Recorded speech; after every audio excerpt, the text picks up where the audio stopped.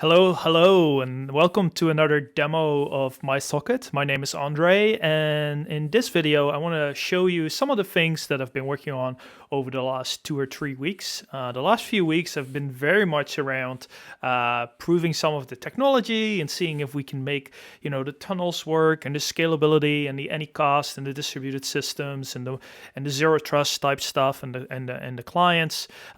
But what I wanted to focus on over the last 2 or 3 weeks is surfacing some more of the information that we collect under the covers, mostly performance, latency, monitoring, and that kind of stuff, and make it easier for users to kind of see what they have if you don't just want to use the CLI.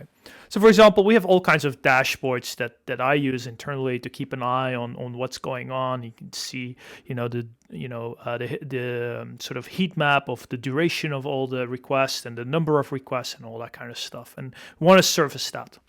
So with that, I'd like to introduce to you a portal that we've created, portal.mysocket.io. You can use it right now. You can log in using the same credentials that you use to log into the CLI or even the API. You can also use it to register new accounts. So let's just log in and look around for a little bit. So once we're logged in, we'll see a list of all the sockets that we've created. So this is one of my test accounts. So and then you can just click on any of them. It's pretty logical. You can also easily go to edit or remove directly. So if we just click on one and see what this is. So this is a socket that I was testing with this morning.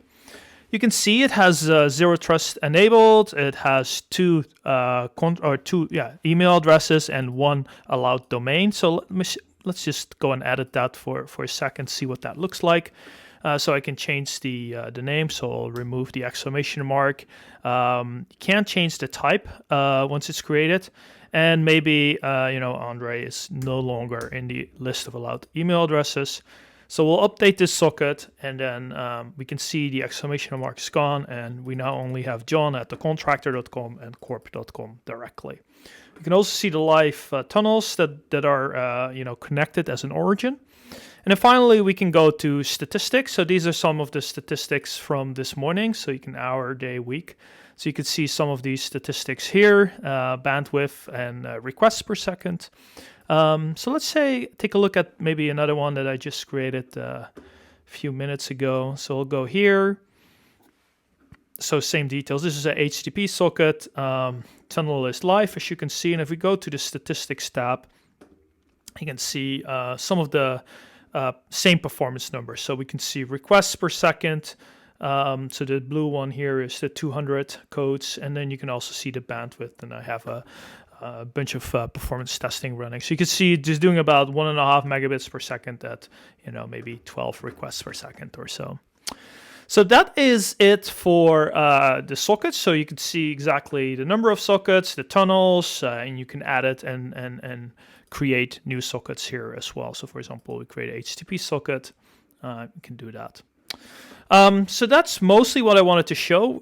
There's also the settings, so you can obviously change your personal information, pretty self-explanatory. And if you wanted to, this is a feature that we didn't have up until recently. You can change your password now, which is very advanced as well.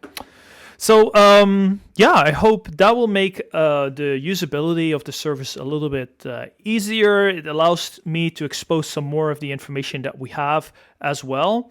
Some of the information that's not yet in here is collect quite a bit of audit trails, like who created which socket and tunnel, and when did the tunnel go up and down, as well as some of the zero trust stuff. So who logged in, when, from where, for what socket, and so on and so forth.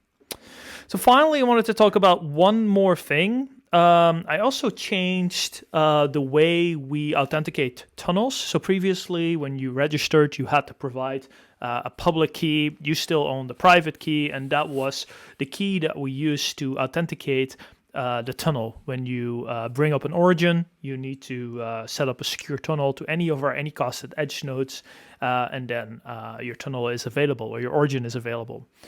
For those power users, including myself, if you bring up quite a bit of nodes for testing and so on and so forth, you need to ship around that private key all the time. And up until we don't really have the ability yet to create multiple keys. And so it was a bit of a challenge for some of us.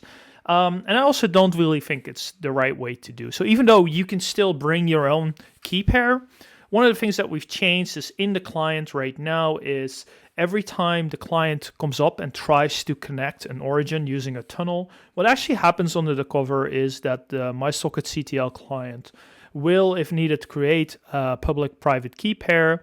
And right before it brings up the tunnel, it will do what's called a CSR, a certificate signing request using our API, using your credentials. And the result is a short-lived 5-minute certificate, and that certificate will be used to authenticate against our services, and that will be the one that is used to set up the tunnel.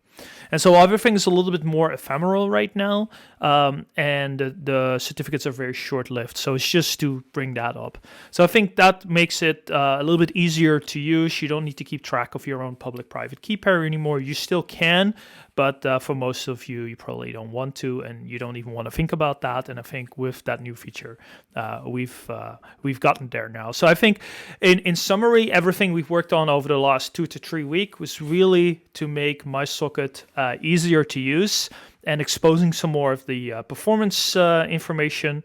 I think we succeeded in that. We worked a little bit on our web skills. And it's just generally a lot easier to use. So I recommend to, please log in to portal.mysocket.io. This complete portal has actually been built off our public API. So it's not doing any database requests directly. This is all using the API calls that are documented here using the Open API spec. All right, well, that's it for this week. I hope this is interesting and useful, so please give it a spin. Have a great week, and if you find anything, just let me know and we can work on it. Thank you. Have a great week.